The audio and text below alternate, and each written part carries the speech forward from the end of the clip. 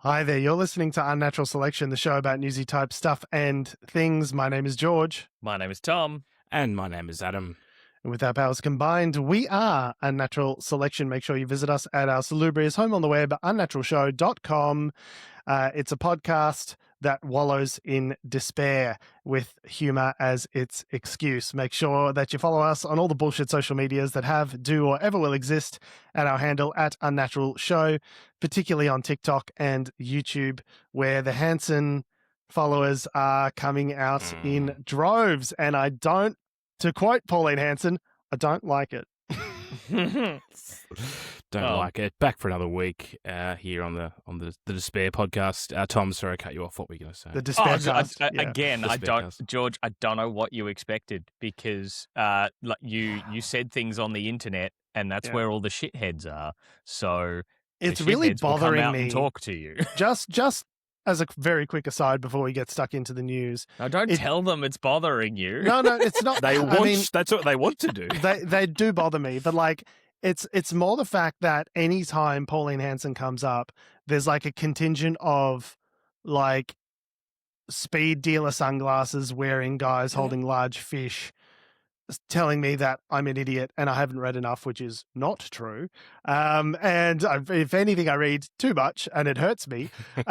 But, saying that I'm an idiot or that just like Pauline Hanson number one, or just it's the same. It honestly is quite scary in that it reminds me of Donald Trump and that kind of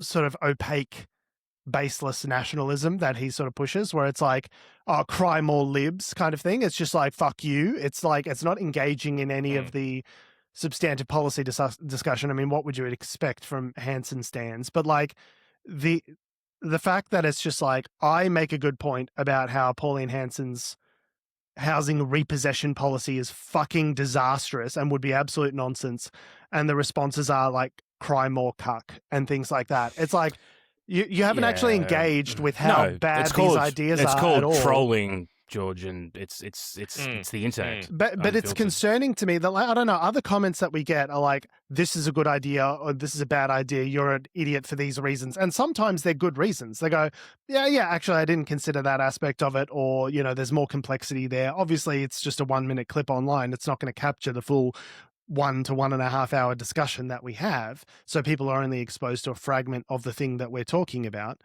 But, at least there's an engagement on the idea, right? Or the ideas that we're talking about. When the Hanson voters chip in, it's literally just fuck off coastal scum breed wanker. The idiot millennials podcast.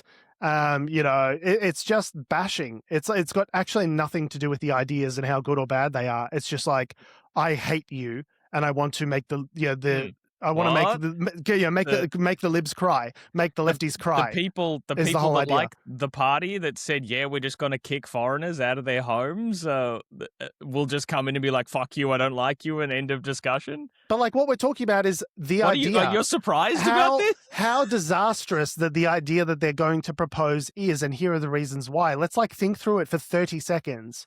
And they're all just fuck off, we're full. Fuck out me country cunt.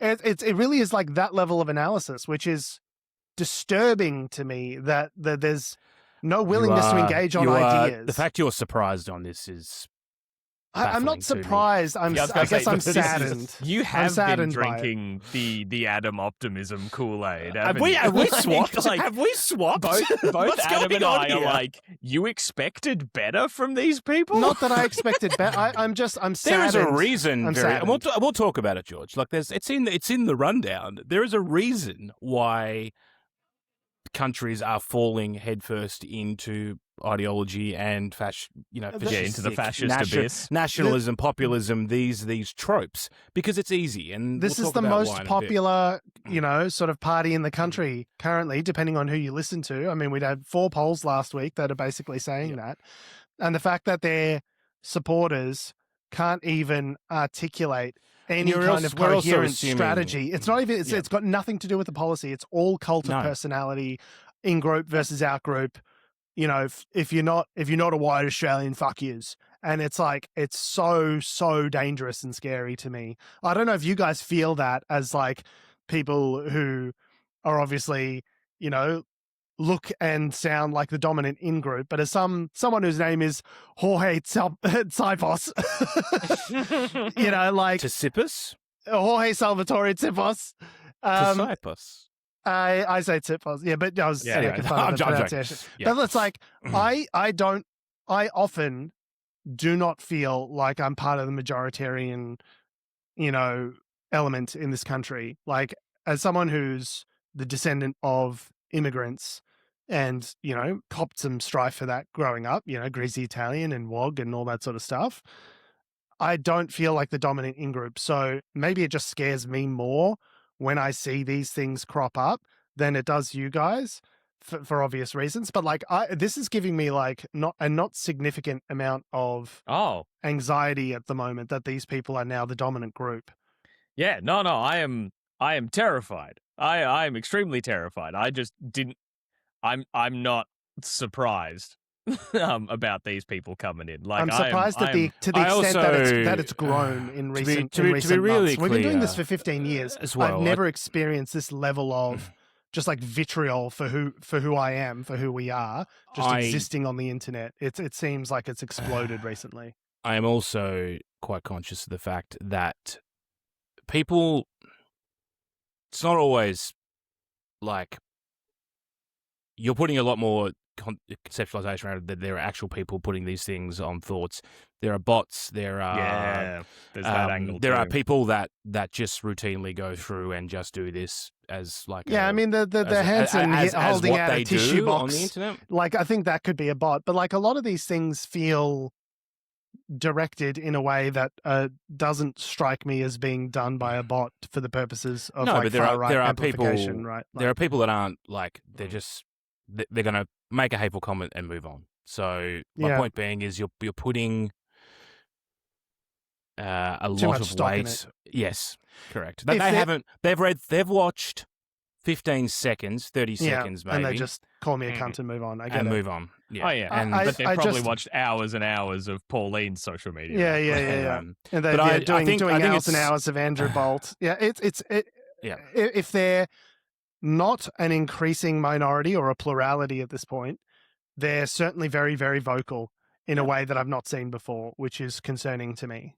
No, they're vocal. They're engaged. Very. And keep in mind that, demographically, younger people are also more inclined to potentially swing right these days. But not millennials. That's the thing. It's like the majority of the voting. We're one generation anymore, George. We're not the young people anymore. Anyway, so that's 5 minutes of. We're not the young people anymore. Is the most devastating thing that's being said thus far. That hits me right in the feels, guys. So yeah, that's 5 minutes on just a way of asking. Please be respectful and nice in the comments. I mean, comment however you like. I'm sad that we're attracting all these fucking goons. That's all. The algorithm feeds the hate, and the hate feeds the algorithm. Let the hate flow through you. Speaking of hate, Australia has actually improved itself on the Global Peace Index. So there is a Global Peace Index that's been running since the turn of the century. Turn of the century sounds like it was 100 years ago. It was 26 years ago, which also is a quarter of a century, which is terrifying. Anyway, can I say my least favorite quarter centennial thus far? Yeah, that hasn't been a great start. But then I was like, oh, this start of the century has been shit. And I thought back, I was like, actually, the start of last century was pretty bad. The start of the century before that was also pretty bad. Yeah, it seems it's okay.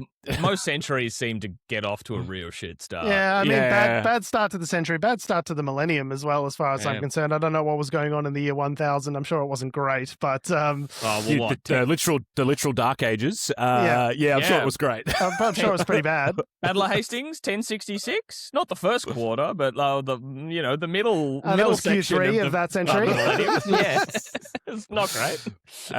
Anyway, so Australia is the world's 20th most peaceful country, but the Global Peacefulness Index has deteriorated for the 12th consecutive year. Why? That's so weird. Conflict around the world has reached levels not seen since World War II. So if you are thinking that the world is pretty fucking bad, it is.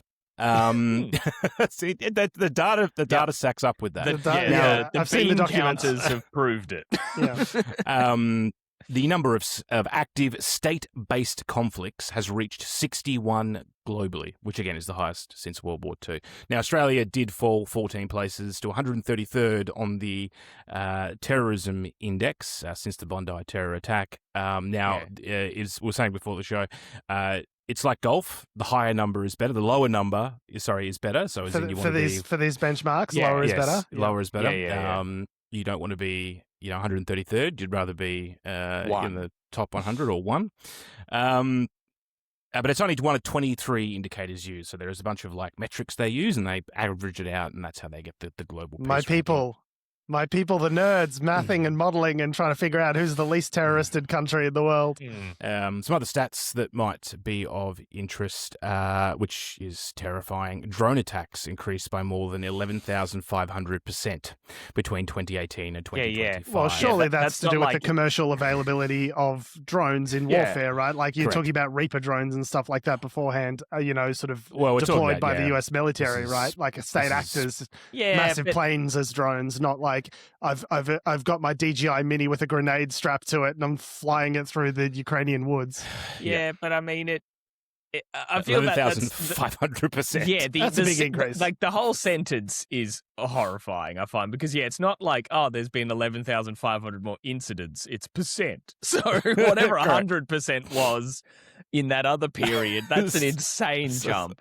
But the whole we've increased the drones by 11,000%, 12,000%. You can't even believe it's incredible. Well, then it's practically free, according to Trump. But free drones.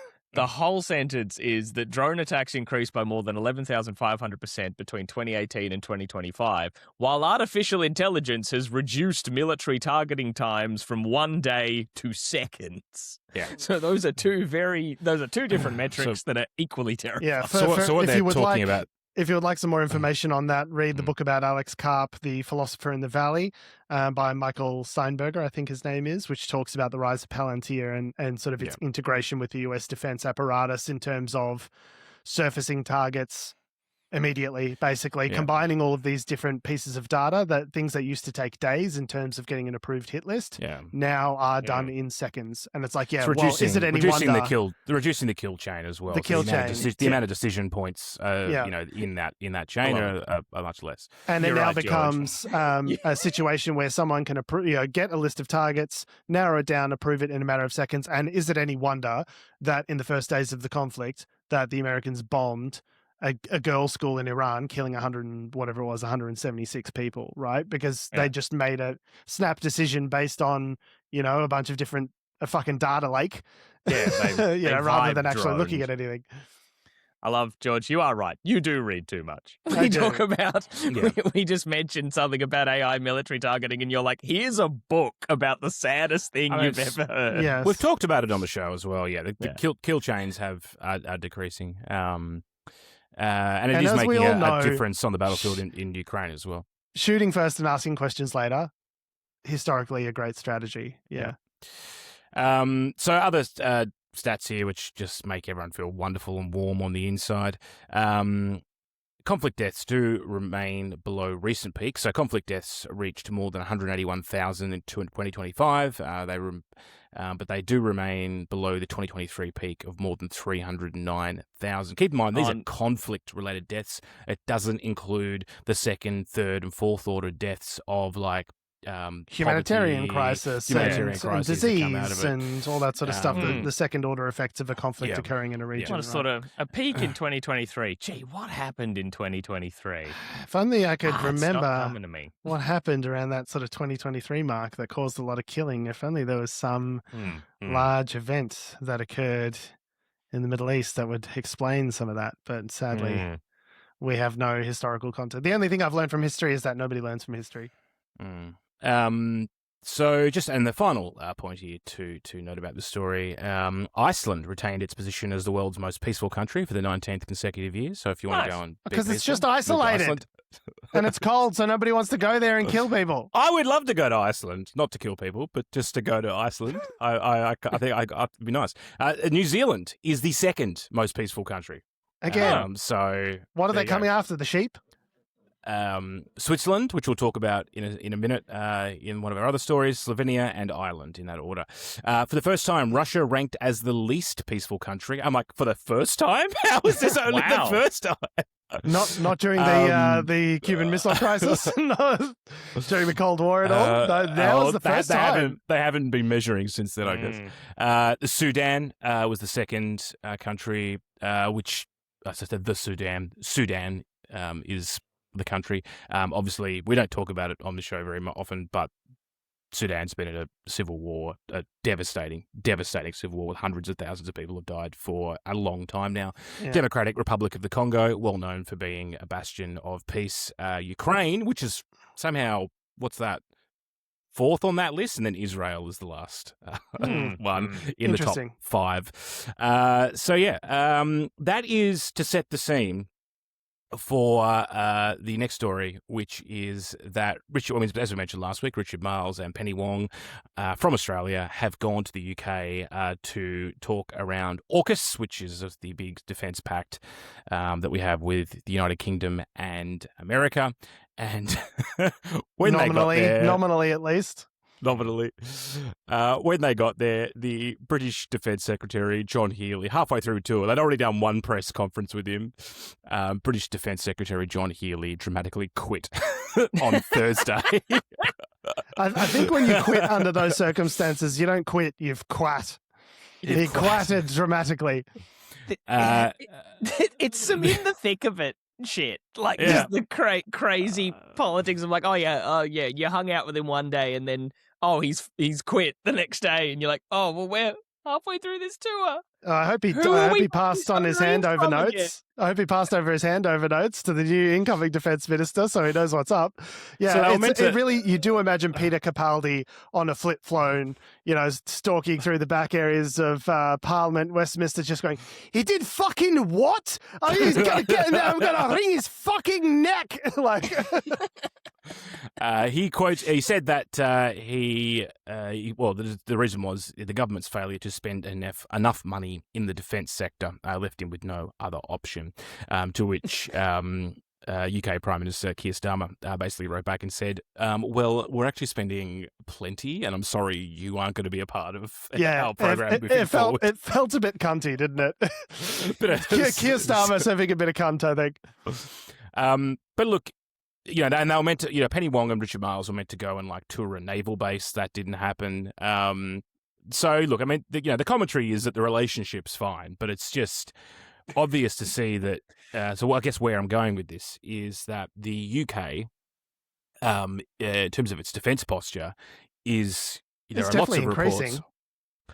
It's the thing. It's not to the rate of what people, the commentators, the military, hawks say is enough. So their you're Navy, talking about for it instance, in the context of Europe being in a war, sort of helping to support Ukraine with the conflict with Russia, right? Well, it is a different scenario there. But in terms of percentage of GDP, they are spending, and they're cutting in social spending areas to help facilitate this massive increase in their military. Now, yes, is it the 6% of GDP that the Warhawks say is absolutely fucking necessary in order to stave off the fucking barbarians at the gate? Yeah. No, probably not. But it's also you still need to run a country in the meantime. It can't just be, a tank with Britain attached to it. The lens that they're looking at this through is, if Russia invaded, could we defend ourselves? And the answer at this point is sort of no. Probably not. Can they defend the Falkland Islands, right? That's been a question mark. Falkland. Who cares about the Falkland Islands? The British people care about the Falkland Islands, as it turns out. We must keep this tiny fucking island off Argentina. It's absolutely essential. So I guess it comes in the lens of that, right? So there are a lot of people saying that they need to increase defence spending, that the UK is not prepped for a high-intensity conflict. No, because you're not a superpower anymore. I'm sorry, sweetheart. You just need to come to grips with the fact that you're not a superpower anymore. They think they're a superpower, but you haven't been for decades. So, I think it's time to let the dream of imperial empire go at this point, surely. Yeah, yes, indeed. But this is obviously also in the context of the Keir Starmer leadership questions that have been floating around and not getting louder as the weeks have gone on. There's I think elections happening locally where they're bringing in like people that are actively saying, Labor candidates that are actively saying, I want to be Keir Starmer's replacement. And there was this whole thing about, so the local election several weeks ago where Labor got smashed, as expected. And then there's been talk about who's going to take over the Labor Party with the Mayor of Manchester, Andy Burnham, who was an MP but is no longer an MP. Essentially has had, now I don't know the status of this now since I last heard about it, but they've managed to convince a Labor federal minister that's nearby his district of Manchester to stand aside so Andy Burnham can run in a by-election and take his seat in order to then take control of the Labor Party away from Keir Starmer, which seems like a bit of a gambit. Yeah. He's not guaranteed to win it, as far as I'm aware. It's definitely a multi-bet. That one. That's a 4-leg multi if I've ever seen one. Yeah. So it seems just be making shit up, Adam. I'd trust you that that's a thing. It's like you've got to bet on the fact that you'll win the. The other guy's going to step aside. That you'll get win the by-election. That you'll be able to displace Starmer. That, if you displace Starmer, then you'll be able to win the general election in a couple of years. It's literally a 4-leg multi. Yeah. With the result being, the win being prime ministership. Yeah. Anyway, and then so what are the odds? What are the odds on Kalshi for that at the moment? I have to. I don't know. Put down a cheeky tenner. So that's what's happening in the UK, which is obviously, there's a lot of discussion. We've talked about the local elections there, which is probably a good way to segue back to Australia to talk around how that lines up with the rise of Pauline Hanson, which we talked about at the start of the show. So Andy Burnham is currently the favourite to become Prime Minister with betting odds set at evens 1-1 to replace Keir Starmer. Polymarket's got to be bets on that. According to Polymarket, yeah. Obviously, we've got problems with Polymarket, as we've discussed before, but it is interesting that it's even... It's like, Melbourne Mayor, former Melbourne Mayor, what was that guy's name? John Soe? Becoming Prime Minister within the space of a couple of weeks. That's the level of, it's what's his name? Johnson, Boris Johnson. London. Boris Johnson, he was the former London mayor that became Prime Minister. So London's slightly different because the London mayoralship, because it's the largest city and the economic engine of the country, is kind of seen, even though it is a local government position, is kind of seen as being much more influential than other mayoral positions. So it's like Zoran Mamdani, mayor of New York City, international figure, right? So if he were eligible to run for, president, which he's not because he was born in Uganda, I believe, then you could see that transition taking place because the mayor of a major city in a major economy is such an outsized level of responsibility, right? But it's pretty weird. Manchester is not a big city compared to London, right? Not in the scheme of things. So Pauline Hanson obviously has done very well in the polls recently.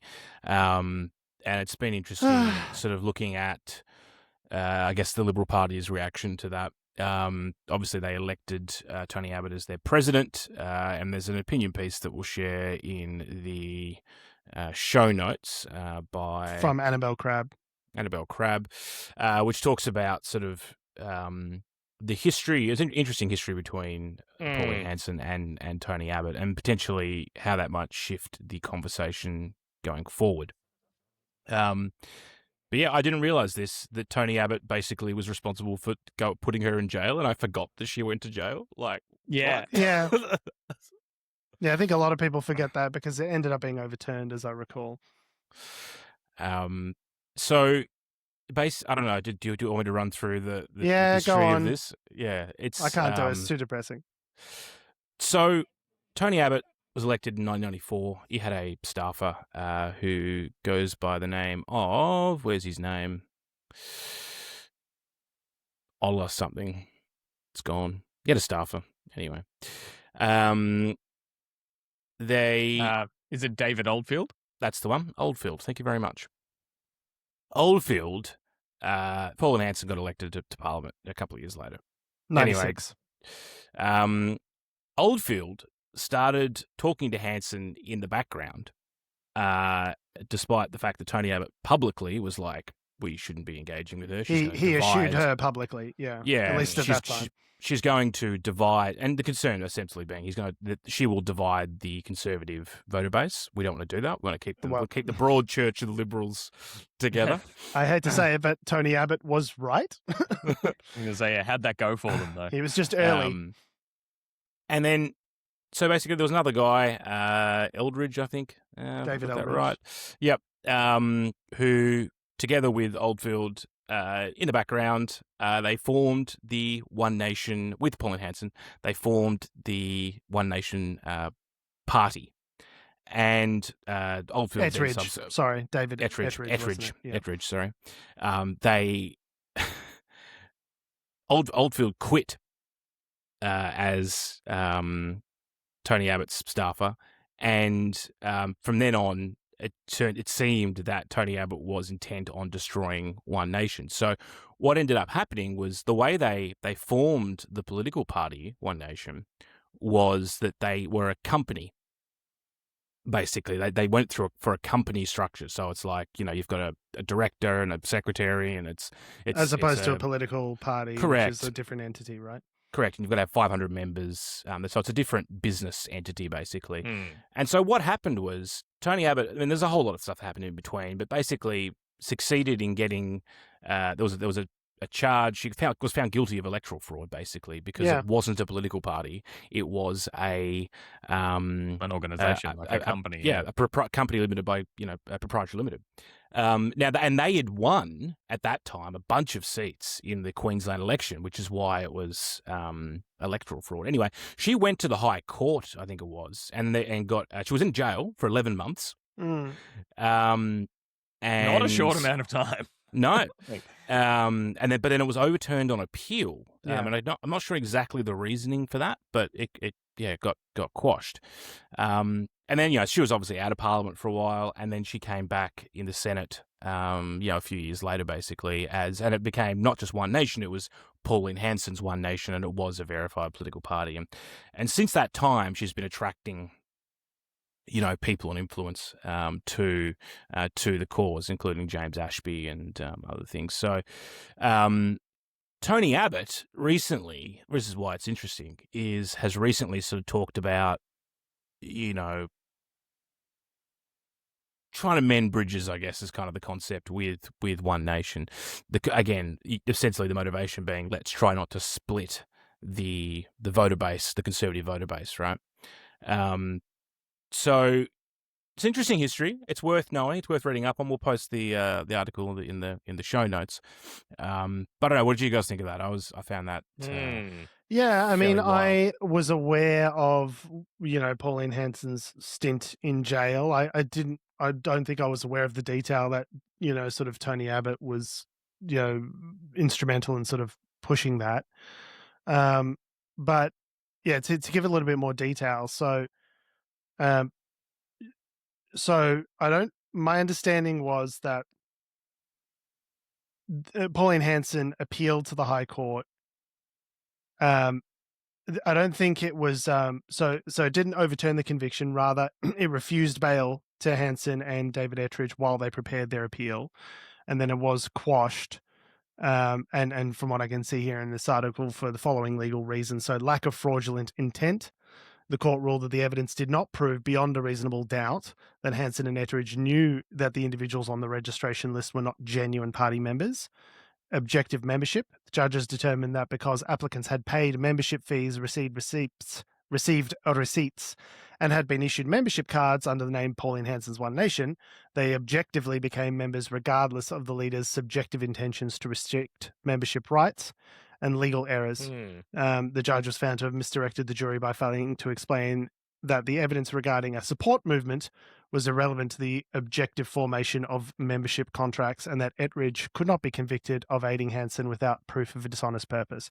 So even though they objectively did the wrong thing in terms of like registering a party in the way they didn't register a party. The it got overturned based around this idea around intent, obviously, which is important from a legal perspective, is you need to prove intent in order to establish, criminality. So that's why it ended up being overturned. But yeah, I certainly wasn't aware of the sort of instrumental role that Abbott had and the sort of long-running feud that's been there between them. It makes sense if you think about it, because Abbott's been a hard right member of the Liberal Party for many, many years. And as you said at the start, Adam, he identified early on the risk that Hanson presented from a voter bloc. A voter bloc perspective of splitting the Conservative support within the country. He was right about all of that. It's interesting now that it's going to be his job to, even when he said he became president of the Liberal Party again recently, he said it was his job to sort of bring people back into the Liberal Party, and sort of, it's still sort of framed as a kind of adversarial framing against One Nation, right? We're trying to stop the bleed to One Nation, trying to bring people back into the Liberal Party. But I don't think anyone is under any illusions that the future of the Conservative movement is going to need to integrate One Nation to a certain extent if they want to form government. And Barnaby Joyce, in one of his recent interviews, basically said, like, well, you may not want to be in a coalition with us, but if you want to be in power, we're going to need to be in a coalition with you if you want to retain power. So, like, we're the kind of the pillar of support now, so you need to get on board with us if you want to be in power, sort of thing. Yeah. Which is pretty bold, I reckon. Meanwhile, the Nationals are like, hey, hey guys. The other reason why this is sort of in the news is that so Jacinda Allen's been repetitively called a witch, who's the Victorian Premier, over the last they're kind of bringing back the ditch the witch line, which is Pauline Hanson said, "Suck it up, sweetheart," was her response, because basically Lovely. she'd been called the same thing. That's great. So all this sort of, we've talked about at the start of the show, the anger and the sort of disintegration of political commentary, which, Hanson is part of, and this feeds into a larger movement, which we've talked about as well with the UK and how it's shaping elections. And Advance Australia and these kind of like transnational networks of capital. We actually had he asked me not to mention his name, but a listener of the show actually sent through a research report that he's been working on about the connections of the far right and how it's influencing sort of Australian international politics, which I'd love to sort of go through a little more deeply when I've got some time and talk about. He's happy for us to talk about some sections of it on the show, as well as do a deep dive on Advance Australia. I think there's a lot of stuff going on there that the Australian, myself included, the Australian public has just not twigged onto in terms of their connections, their reach, their influence. I think there's a lot of stuff there that we could dive into more deeply. So yeah, stay tuned for that.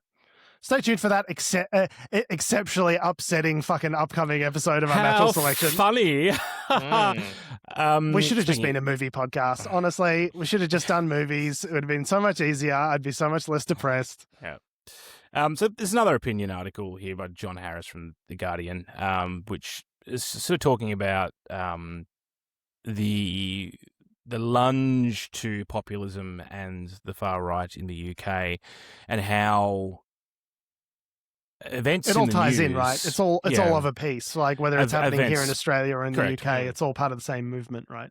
And it's we'll get to the bottom of the article. I think or the end of the article is actually more interesting than the start. But this concept of how it's a long article. I'm not going to go through it line by line, but this concept that a murder. Some which other was incidents allegedly occurred at the hands of a Sudanese immigrant, I think it was, and then that sort of kicked off all of this wave of violent protest in Belfast, and it sort of is very reminiscent of some of the darkest times in the Troubles. Yeah, the Troubles. Yeah, exactly. In Ireland. Yeah, exactly.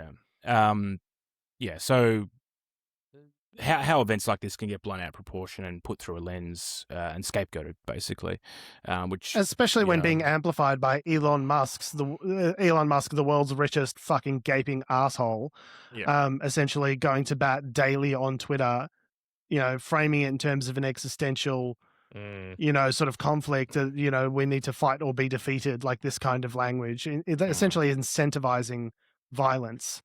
As one of the richest man in the world with the biggest megaphone in the world saying, go for it, go nuts, for a country that he doesn't even live in has nothing to do with, as far as I can tell. Like it's just really depressing, man.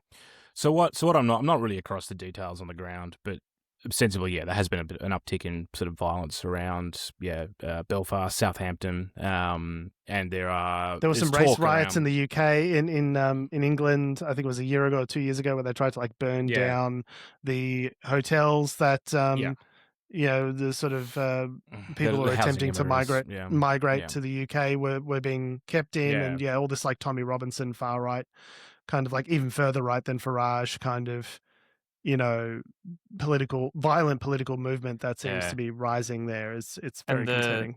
The situation in Belfast, I found particularly interesting. I saw some breakdowns on the actual media coverage of the event, of the attack that like kicked all this off, right? That the alleged Sudanese immigrant like stabbing the eyes of somebody, like it was like someone got stabbed in the eye. I think they didn't die. I don't think they died. I think it was just an attack. But the reporting around it started referring to it like as an attempted beheading, despite the fact no one had. Is there said evidence that. Of that? Yeah, like none of the press releases from the police or anything like that had said that. So it just people are, of spins course, out online and leaping people onto some Islamophobia of being like, attempting to behead Another someone, ISIS, like an honor killing, and then suddenly you've just thrown in Islamophobia with the xenophobia and the just everything kind of building in, like just really irresponsible reporting. So obviously there's been a reaction to this. I guess the main thrust here is that there's a lot of they're talk. burning cars in the street. It was a pretty big reaction. Yeah. The thrust, what this article, this opinion piece sort of gets to here is that, and George referenced it before, there is this talk around civil war in the UK. As though somehow this is like a foregone conclusion, and you match that up with some of the rhetoric from Farage around civil disobedience and all this kind of stuff, and sort of this putting it the idea into people's heads that the country is falling to pieces. How did multi-millionaire Nigel Farage become the avatar for the everyday working man's political discontent? The guy who got $5 million from a billionaire, as he said, it was for my security. And then later on he said, actually, it was a gift for doing Brexit. Like this guy who literally is a toff at the top end of town who cosplays as your everyday working man with a cigarette and a bev. Like, how did this guy become the avatar for, the nationalist, populist discontent? It just seems bizarre to me. So I guess what I'm trying to draw out of this, what I've drawn out of this opinion piece here is that it's the same playbook that Farage is and Paul and Hanson are using. It's literally almost one for one in terms of what's happening. The material circumstances of people in the community aren't particularly good. There's a increase in the cost of living. People, it's harder to get by. And why is that? Because parties aren't working, because there's no peace dividend to draw from anymore, because we're increasingly being drawn into building up our militaries and increasingly drawn towards expensive conflict because of the volatility of the world. Whose fault is that? Donald Trump. And Vladimir Putin's. Number three, people see that these milquetoast political parties aren't helping and bringing them any closer to a solution. And so what do? They rage out and they, sort of go to political extremes. And who's willing to capitalize on that discontent and that violence? It's these figures like Hanson and Farage and Trump and others. Well, the problem is they're the ones that are scoped. Like, I guess they're putting the idea in our heads. It's the other way around, I would argue. There's discontent, and they are using. They're seeding it and amplifying it. It's a populist, fascistic, like Hermann Goering literally called it out in the Nuremberg trials. Like this concept of you find someone for the people to hate. You blame that create the other thing, blame them for everything that's gone wrong. Yeah. Say there's a crisis. And then take advantage of that crisis. Take advantage of that. Yeah, whether it's the fire. What was it? The fire at whatever. The Reichstag fire. The Reichstag fire. Yes, that's exactly what I was thinking. Yeah. Thank you. I was reaching for that. And where it may or may not have been a legitimate sort of political attack, but whether it was a false flag or not, seems like it wasn't. But in the case of the Reichstag fire, from what I've read, but it doesn't matter because whether you manufacture a crisis or a crisis naturally occurs because of the environment that you've created, you can then take advantage of that crisis to then seize power. Yeah. So the thing that I'm increasingly worried about is all of these figures, Farage, Trump, Hanson, others, is that they don't understand the fire that they're playing with. Like, they're happy to ride these waves of discontent to electoral success. But I think even they don't appreciate if you break the system, how can you be the boss of a system at the end of it? Because there's no system. How quickly can things spin out of control? Because I think they think, I can ride this to success and then I'll be in charge and then I can do what I want and everything will be fine. It's like, no, I don't think you realize how quickly these situations historically spin out when this level of discontent and rage is unleashed on the political system, that you may not be, the Stalin that ends up in charge. You're probably the Lenin, right? The guy who's in charge for a minute and then gets fucking exiled or beheaded, or like you might be the guy that like brings forth your new glorious revolution. But there's going to be a cannier, smarter, more devious motherfucker in the wings who's going to knife you and take you out, and then actually you could be the Trotsky, not the Stalin. Exactly. That's what I'm trying to say. Yes, thank you. And look, I mean, Trotsky's a better example because Lenin actually ruled for a time. But you understand what I'm saying. Trotsky and Stalin, the thing that I find hilarious about Farage is that 10 years ago, Brexit was 10 years ago. It was 10 years ago. Yeah, 2016, yeah. Fuck, that's gone quick. At that time, he was the chief voice for the Leave the EU. Yeah, and they ran these big bus ads saying 300 million pounds per day into the NHS and all this sort of stuff. Yeah. It was the same playbook.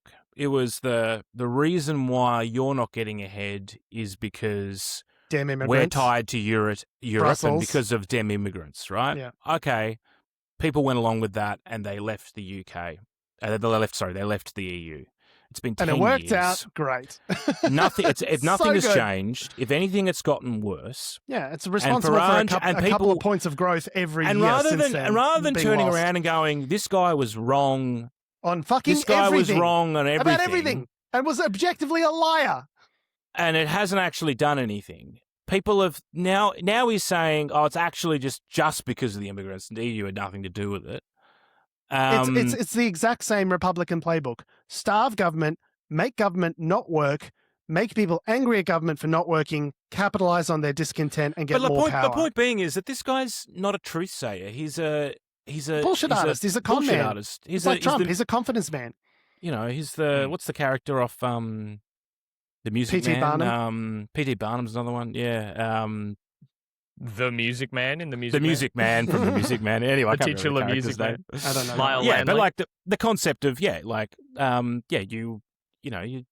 sell it, you go in and bullshit everyone into a dream that doesn't exist.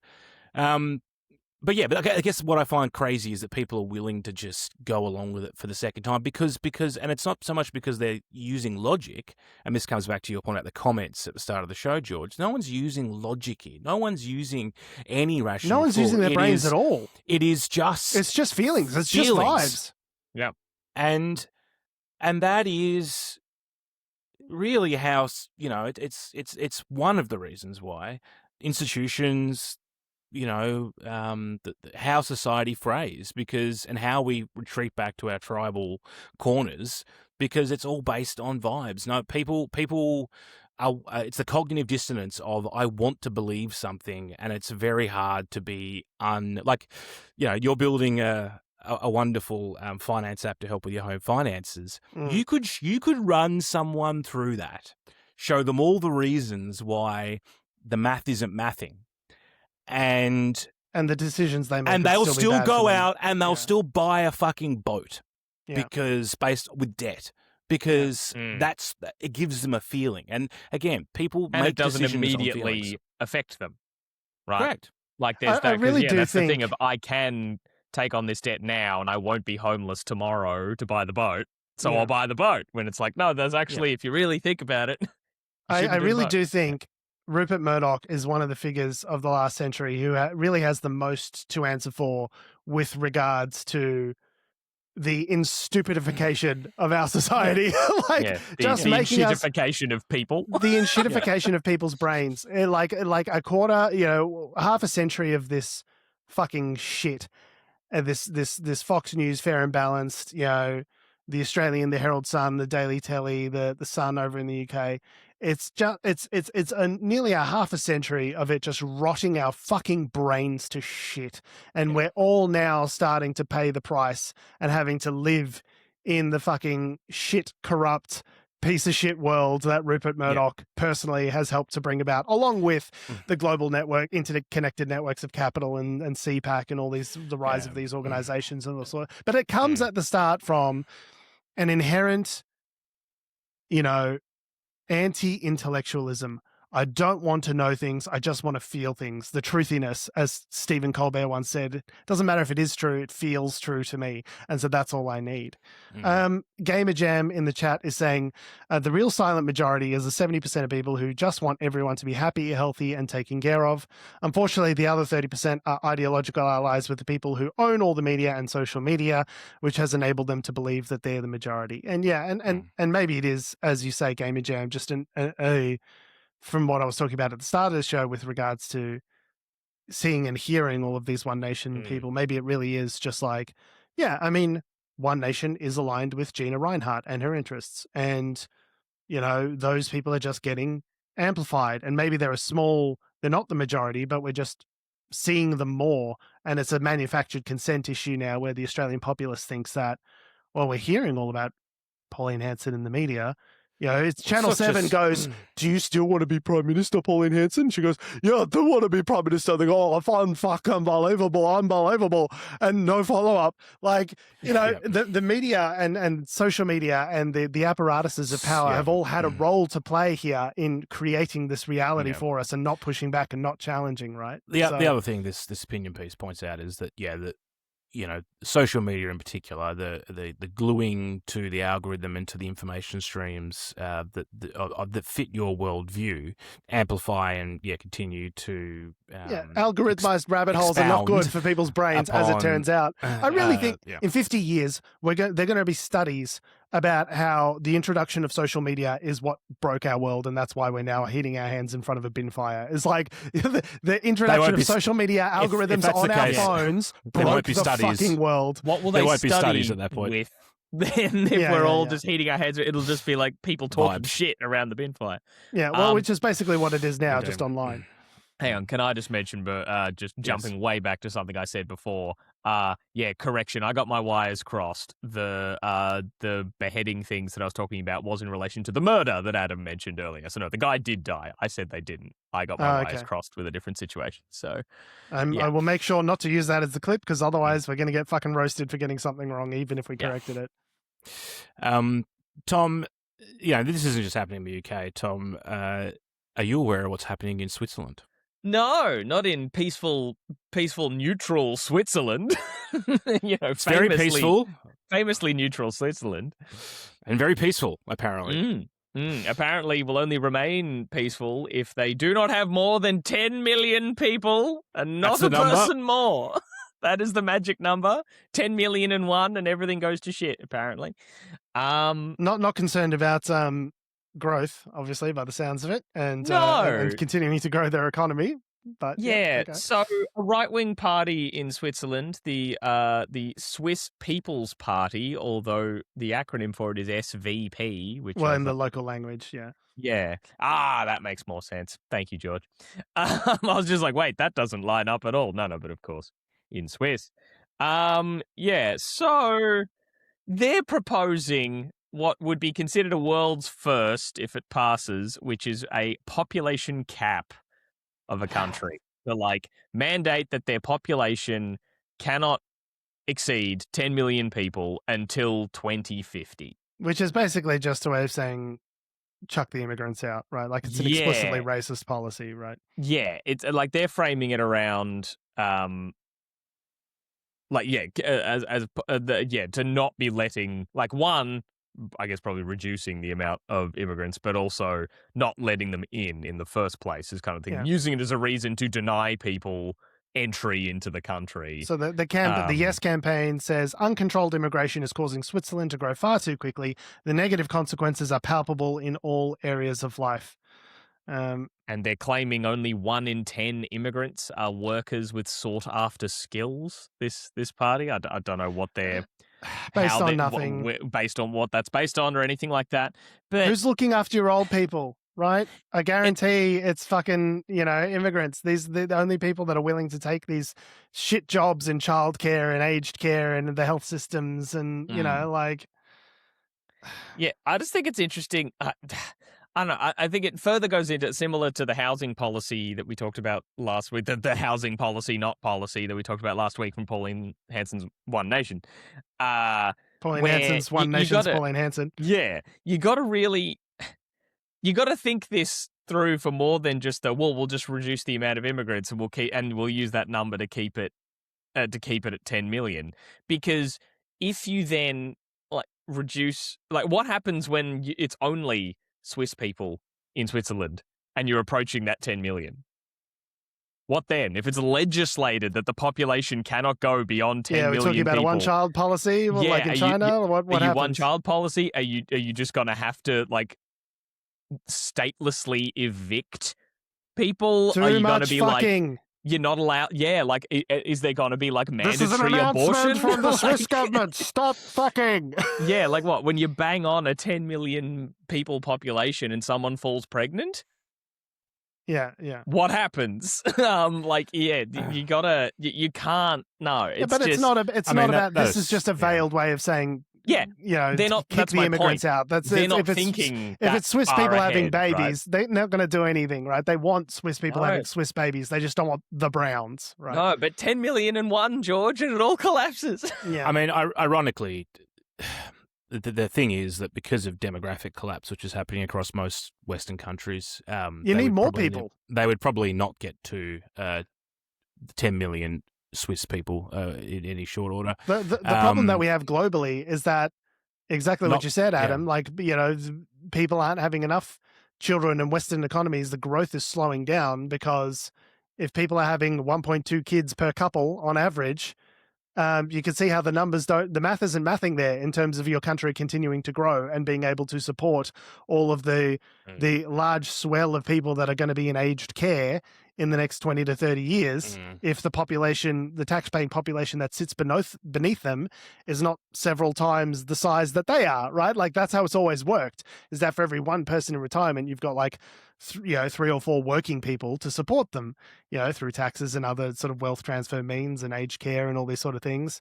If that ratio starts becoming 2 to 1 or 1 to 1, where the working age population is supporting one person, well, the maths doesn't work, from a purely budgetary perspective, let alone an economic growth perspective, right?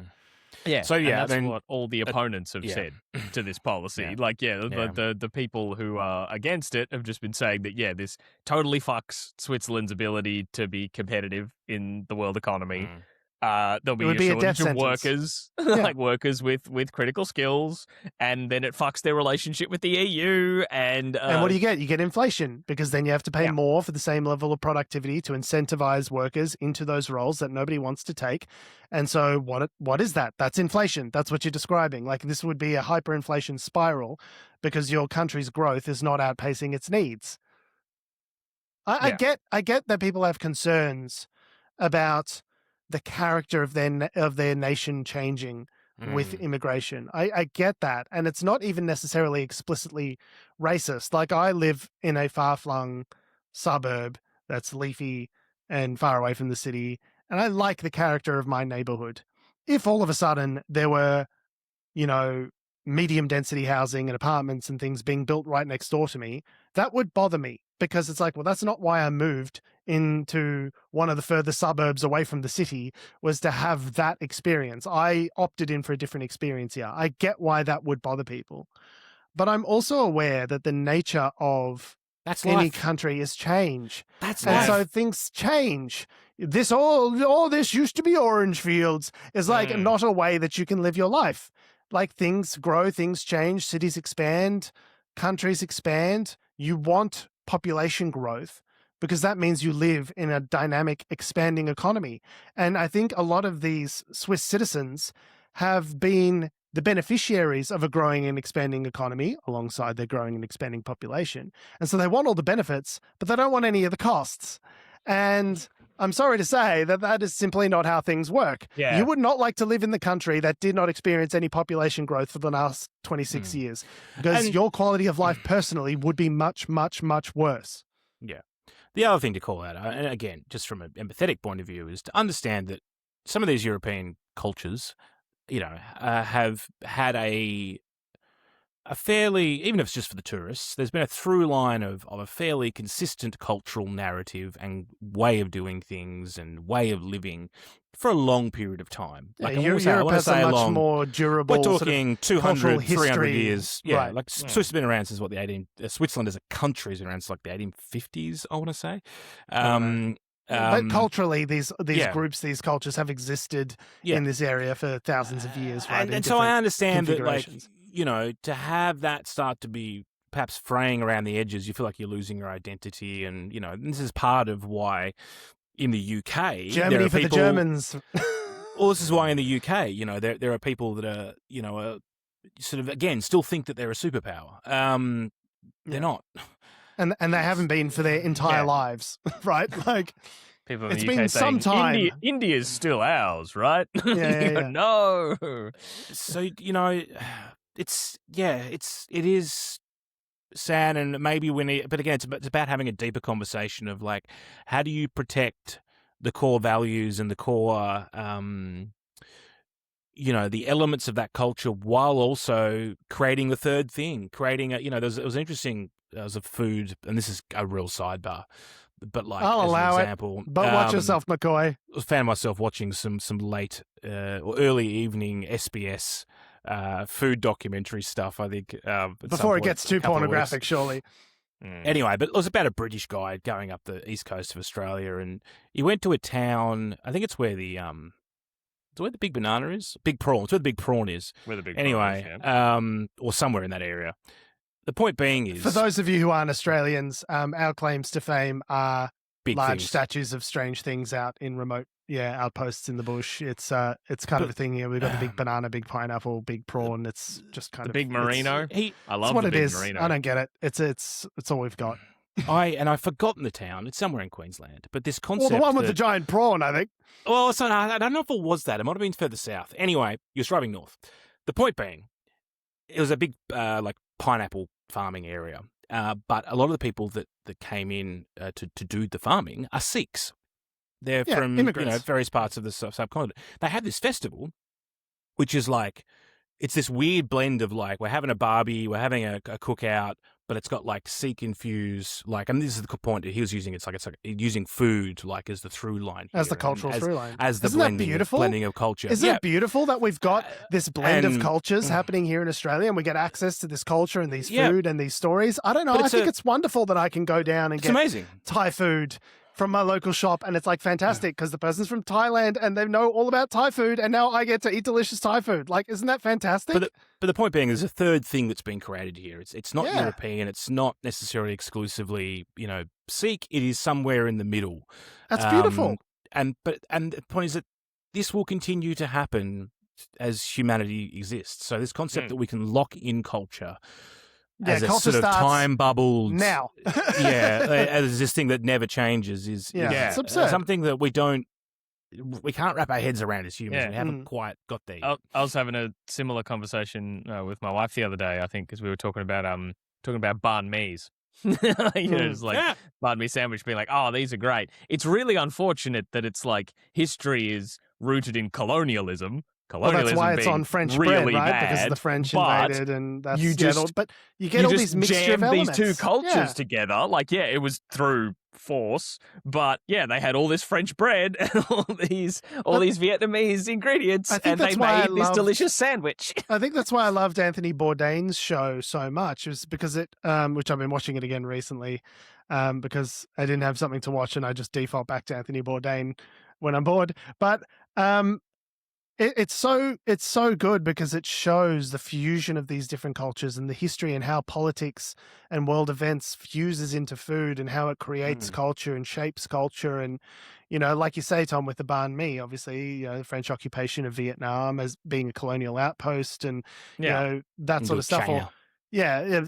Like that influenced the cuisine and the food. And so that's why you've got a baguette as part of your banh mi, right? So, like the context that these two cultures came together was awful, but it shows how multiculturalism can create some beautiful things. Can create new, interesting, beautiful things. Yeah, I've always been, and maybe it's because I'm a third generation immigrant. My mother's side was Italian, my father's side was Greek, and I've seen the proliferation of Italian and Greek food and the appreciation for quality ingredients and olive oil and pasta. I've seen the proliferation of the outputs of my culture and how it's become popularized here. The food that I got made fun of for bringing to school 20 years ago is now haute cuisine. Mate, that prosciutto is worth more than your kids' school fees. Yeah, it quite literally is. Maybe it's because I see the proliferation of coffee culture here in Melbourne, because we've got all of these Italian and Greek immigrants that have come here and brought their things along with them. I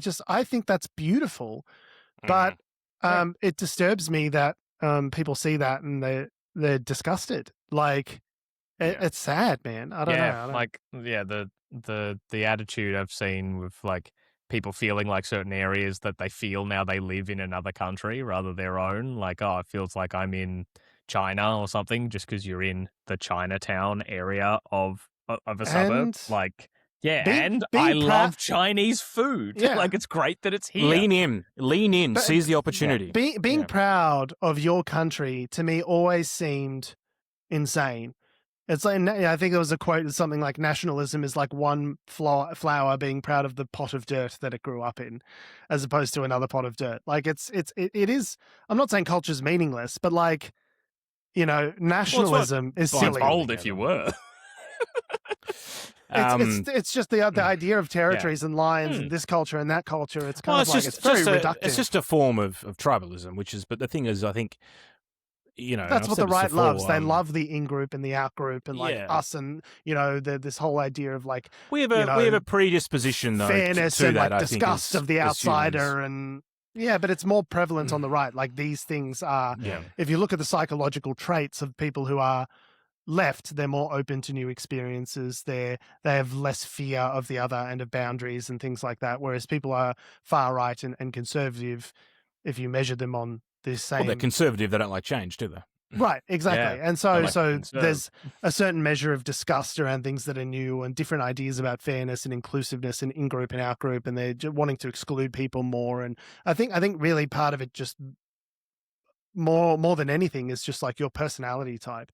Are you open to new things or not? Your level of openness psychologically will be the determinant, more or less, as to whether you are left or right.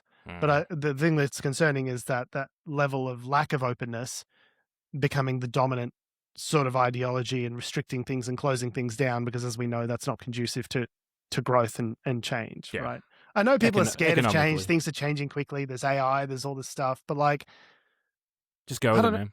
You gotta go along to get along to some degree. You have to embrace change. Not all change is good change, right? As we'll talk about in a sec. I was going to say, just saying AI is the AI is going on at the moment and everything's changing quickly. Just no, but I'm saying I think that's why people are threatened or feel threatened, is that they see their world changing so rapidly across so many vectors: culture, technology, the economy, and they retreat to these tribal kind of viewpoints. I think that's why people feel threatened. But as we've seen historically, those changes, by and large, are good for the economy. The people who thought that the looms, the Luddites who thought that automatic looms were going to ruin their lives, they might have been right about their lives, but you can't deny that manufacturing and advanced manufacturing and chips and like, you can't deny that that's long term has changed things, in a way that's positive for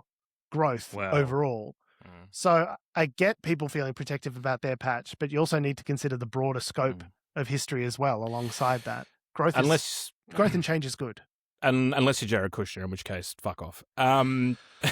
Jared Kushner can get fucked. That's true. That's an evergreen statement. Haven't heard that name for a while. He's been around. He's not an official member of the White House, but he's still doing Trump's bidding in all these peace talks and all this sort of shit. Also still running a business. Thousands of Albanians have been protesting around the country and in the capital, Tirana.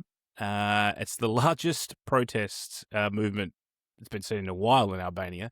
Particularly, and what it's against is the luxury resort development backed by Jared Kushner. So there is an area of the coast.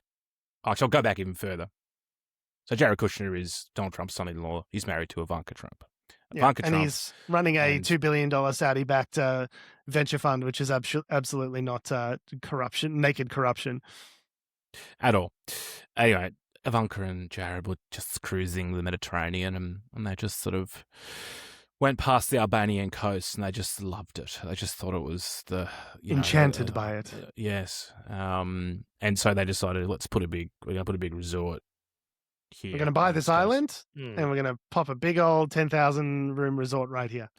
Unfortunately, that area is also some pretty sensitive wetlands. There's like flamingos. It's also like an important geo-strategic area, right? It's just to the east of Italy and like would presumably give the United States like an uncharacteristic amount of influence in terms of what passes through where in that area, right? It's a resort. It's not a port. But anyway. But you can't blame me for being skeptical of son-in-law to the globalist expansionist colonialist president Donald Trump deciding to stake a claim on what has been historically for thousands of years a military outpost that specifically because of the influence it has over the waterways around that region, right? The thing that they're the one to put it is directly on these wetlands that are migratory birds that live there. There's ecological concerns and people are fairly upset about the environmental aspects of this now. And they're calling these protests the Flamingo Revolution, which I love. I think that's amazing. That's great. Cute. Having a mascot helps. Having a mascot helps. People are holding up, pink flamingos as the sign. So there's the Albanian leader who is his last name is Rama. He has said, we're going to make sure we do a proper environmental impact assessment. She'll be right, mate. Don't worry about it. Just go, we'll look after all the birds and shit. Don't fucking worry about it, mate. It's all fucking fine. Don't worry about it. He's been in power since 2013, and which is a great sign. He's been, he promised to come in and help with corruption, and while he did, create an anti-corruption commission kind of thing. But people aren't particularly happy with the way things are going. And is it anti-corruption like in the way that Xi Jinping does anti-corruption, where he only sort of targets the corruption of his political enemies, or is it like an earnest attempt to? It's kind of like what we've got here in Australia with a commission that doesn't actually do anything. Yeah, Viktor Orban anti-corruption kind of situation, right? Well, I don't know that. I just think it's. I don't know. I'm asking the question. I think it's a fairly ineffectual piece of bureaucracy, is from what I understand. But the best kind of bureaucracy. It sort of kicked off last month. There was a temporary fencing was put around the site, and people lost their minds, and they've later removed the fencing, so apparently it's going ahead regardless of any of this. I find that's what's amazing. They put up so they approved it. They've put up the fence, and everyone's like, "Oi, whoa, hang on, this is the area you're going to do it," and they complain, so they're fine. We'll take away the fence. We're still going to do it, though. We're still going to do the thing. Yeah, 100%. It's a lot of money. So they've it already cost the deputy leader, Belinda Baluku, her tenure. She was let go over alleged corruption. But now they're coming for Rama himself, I guess, in terms of where the protests are heading. I mean, it doesn't look great when your deputy. It's like your deputy's corrupt. It's like, all right, well, I fired her. I'm cool though, and everyone's like, no, we still don't trust you. Don't worry your about deputy was corrupt. I'm fine. I'm fine. It's just all the people around me. The other layer to this is that Albania is trying to enter the European Union.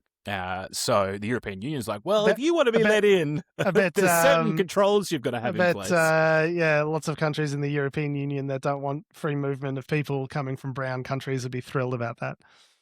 I mean, yeah, Albania is fairly... I actually don't know the ethnic mix of Albania that much, to be honest. I know it's sort of near the Balkans, but it's interesting that there's this massive protest movement against, again, it's, the Trump is sort of front and center with it. It's I feel like more than anything, it's an anti-Trump sort of That's sentiment. got to be part of it. It's definitely a factor in it. I mean, like there was that development that was going to happen on the Gold Coast here, wasn't there? That then didn't end up going ahead, but was I didn't hear about this. What was this? Yeah. I think it was a couple months ago, but there was like a Trump Tower. It's going to be the tallest proposal. tower. This massive tower in the Gold Coast. I think it was the Gold Coast. It was in Queensland. No, it was the Gold Coast. It was going to be the tallest building in the Southern Hemisphere. Why does it have to be? Why does it have to be the tallest? I don't understand. Big fucking building, and it was a Trump real estate thing, like the Trump businesses or whatever was going to be it. So I don't know if it was going to be a hotel or a casino or whatever, but like you would a think big if Trump there's development, one area politically that would be on board with a Trump development, it would be in Queensland. But no, everyone was like because of just how toxic.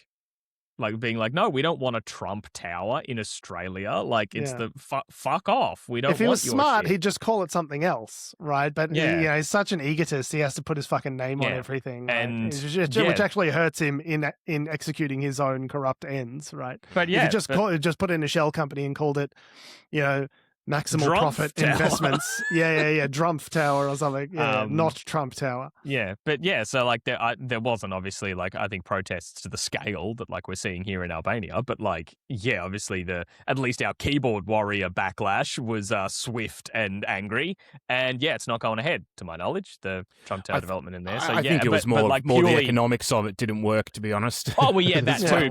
But would if a complete other developer was like, I just want to build another skyscraper. It wouldn't in have been the Gold a pushback. Coast. Yeah, so it'd be like, great, another fucking skyscraper. Would I have been fucking aware of it being here in Sydney? Heck no. I don't know how they keep building towers like that on the Gold Coast because, like, one, there's the coastal erosion and, like, you're all going to be underwater anyway at some point in the next 100 years. But then the second part is, like I don't know, I often wonder what the foundations are like on the Gold Coast, like the soil, like to support they're built right up buildings. close to the beach. That's a good question. I don't know. I'm assuming. They've built enough of them. I'm assuming the engineering's been worked out. But like, I just hope so. I guess we'll find out in a couple of decades, won't we? Yeah. Anyway, so Albania kicking off. I don't think after I posted the story there was another set of protests. So I don't know where this is at as of today. But this was the story a couple of days ago. Yeah. Well, also they say sea turtles nest in the area that they want to build in, and if anyone has seen sea turtles, they're amazing. So no, fuck them. Don't build there. Sea turtles nesting is one of the most amazing things I've ever seen. Build a resort somewhere else. There's no shortage of places you can build a fucking resort. Go to Saudi Arabia where they want to build they just cancelled the line, didn't they?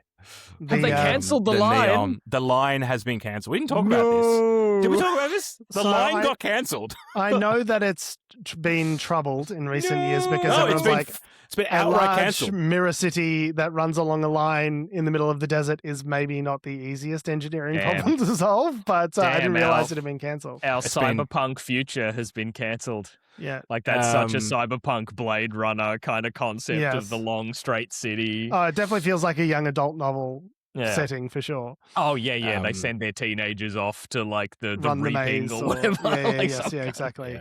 I volunteer as tribute to run the line. Turns out the instability in the Middle East and with oil prices actually means that the Saudi economy. Well, there's larger questions around the Saudi economy and the Gulf is pulling back on a lot of external investments, from what I understand, and obviously, big boondoggles like the line would be right in the firing line for that sort of pullback. They want to get themselves off oil money and diversify their economy, and the way they want to do that is through tourist dollars. Sense. And does kind of undermine that when Iran's bombing. Yeah, correct. The region. So But yeah, all of a sudden, the come to Dubai Habibi kind of line doesn't really sort of stack up. But, Yeah, you know, like they've got Chanel elsewhere. Like I don't need to go to a place that's getting bombed to get Chanel. Maybe maybe that's an opportunity for Jared Kushner. Maybe they can, everything's an opportunity for these cunts. They can't help themselves. Speaking of cunts, Anthropic has, after releasing Fable, has now said, they've been told to not do Fable. Well, yeah. Anthropic releases the model they say is too dangerous to release, and then the US government says, hey, this was too dangerous to release, and they go, oh, shit. Remember 1 week ago when Adam's like, I reckon they would definitely IPO before releasing their Mythos class models, I would think. And then I think like 2 days I said Mythos later. Specifically. I didn't say right, Mythos but Fable class. 5 is just Mythos and a mustache. Like they've more or less admitted that Fable is part of their Mythos class of models with additional guardrails for cybersecurity purposes, right? So Fable is meant to consume tokens at 2x the speed of Opus 4.8, which is the latest model, which already consumes tokens at a voracious level. I had a bit of a play around with it this week. It was so token hungry that it chewed up 90-something% of my max plan usage within a session, like with one prompt, essentially. I think it was reviewing my entire code base. If you're on the max plan, like how do you, like what's their strategy for like well, the plan is it goes into extra usage. That's the problem. so these, like Fable 5, as far as I understand it, is like incredibly token hungry. And you can use it as part of your subscription until June 22nd was their line. And so after that, it goes into extra usage. So you pay on a cost per token basis. So you have your $200 a month max subscription. If you want to use Fable after June 22nd, the line was, well, then you're going to have to pay for all of that out of extra usage. And it's $50. I don't know if that's AUD or USD. I'd have to check. $50 per million tokens, which is enormously expensive compared to Opus or Sonnet, which are orders of magnitude lower in terms of their token consumption. Or you could just use, if you want to work out like where the best restaurant is, you could just use any other tool. Yeah, well, you don't need Fable to tell you that. But if you want to build a spreadsheet, I don't know. Like it was so token hungry, it consumed 90% of my usage, right, for that 5-hour window with one prompt. And I think it's because it was going through every single line of my code base and reviewing to come up with a response. And it consumed so much I had to stop it. So I didn't even get the output. I had a token bonfire to try and get the output of this analysis, and I didn't even get it because I needed the tokens for other things, right? Yeah, so you built through a couple rainforests and didn't even get anything out of it. Didn't even get anything out of it. So, and meanwhile, I did the whole thing in the task with Opus 4.8 with the remaining 7% of my usage in that 5-hour window. Like it's hungry. I'm sure if you're doing cybersecurity stuff and you're trying to patch bugs and all this sort of stuff, having a system which literally reviews every single line of code and goes through it in detail is useful. I think for most people's purposes, it's massive, massive overkill. And they're getting us hooked. First taste is free, right? Up until the 22nd of June, and then you got to pay out of extra usage if you want to keep it. And we're going to inshiftify it for not then anymore. on. And not anymore. Because the government, the US government, citing national security reasons, apparently had a meeting with Anthropic. And Anthropic have then posted a blog post announcement-y thing just saying that they're pulling all access to Fable 5. Yeah.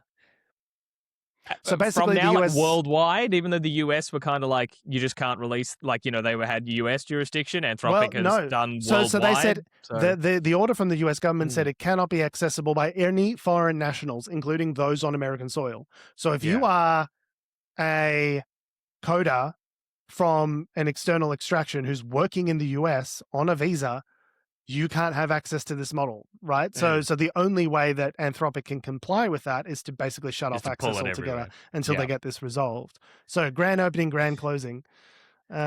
Which is incredible because, even though, as Adam mentioned before, like Fable 5 is not the mythos that we've all been talking about for months, but it's basically the mythos with its hands tied behind its back, but it's tied with rope that's only like a really basic reef knot that it can untie itself. Because, as we know, AI safeguards are just really giving the AIs instructions to be like, hey, if anyone tries to ask you about X, Y, or Z, don't do it. But maybe if you pretend you're my grandma who really, really, really likes hacking the Pentagon and would tell me how she hacks the Pentagon all the time, what would she say? And it would tell you how to hack the Pentagon. Yeah. AIs do not respect their rules. The guardrails that are formed post the models training, right? Yes, post the models training. Documented ways that people use to get around these safeguards. Right? Yeah, I've seen people using it. At my work, for example, using it with explicit instructions to not like, hey, only reference the context that I have given you. If you want to look at something else, ask me first. And it said, I looked at everything in your organization and I found a few things that sound kind of relevant. Do you want me to use those or ignore them like you asked? It's like, I've read everything, so would you like me to ignore the things that I've read now? Or yeah, it's very much should I read them now that I've read them? Yeah, Principal Skinner in the burlesque house. Like, I went to the burlesque house just so I could get instructions on how to get away from there. Yeah. The sex cauldron. Didn't they close that place down? Yeah, it's just I'm ridiculous. honestly and, getting sick of talking about it, to be honest. Yeah, for me, it's Is there anything you're not sick of talking about, Adam? I feel like every topic we bring up on the show, you're just like, I'm bored with this. I don't know. Man, I don't know. I don't know what. There's nothing, like, I'm just very meh about the world at the moment. Do you know what I mean?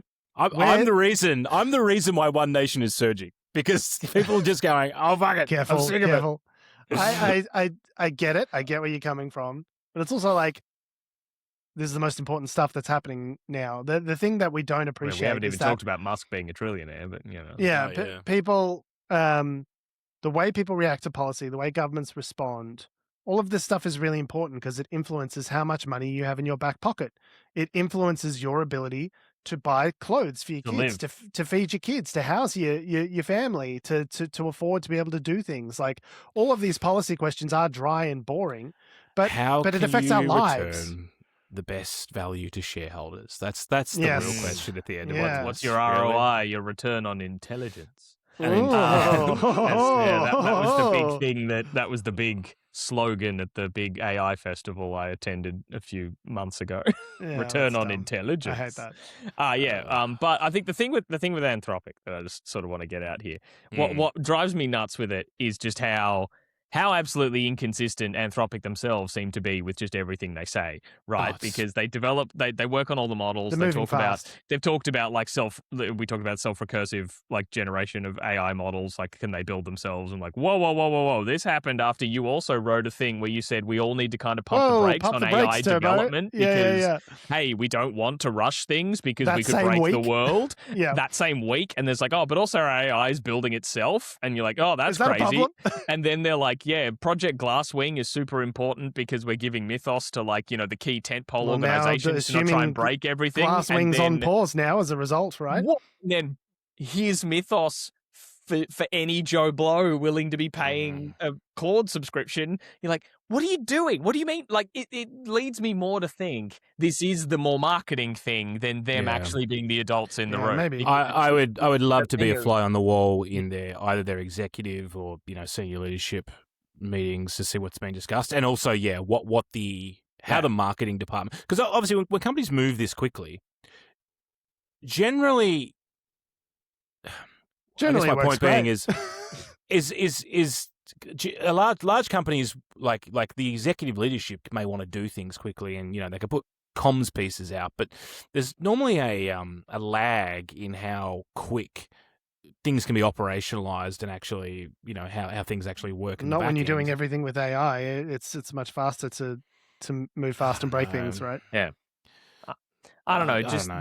It makes me feel more like it's them marketing it, being like, so it's good. It looks good for us to say, hey, pump the brakes because we're being smart about this. Like, yes, we know we're developing things that could potentially be dangerous, so let's definitely make sure it's not dangerous before we release it. Meanwhile, here's Fable 5 at the same time, here's the most advanced model that's ever been produced ever.